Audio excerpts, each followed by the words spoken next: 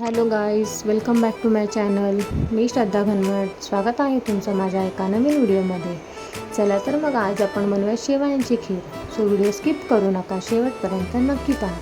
इकडे मी कढई गरम झाल्यानंतर त्यात 2 चमचे तूप घालून काजू, बदाम आणि वेलची पूड घालून छान परतून घेतलं आहे. आणि मित्रांनो, मी शेवई आधीच भाजून घेतली आहे, म्हणून मी डायरेक्ट ॲड करणार आहे.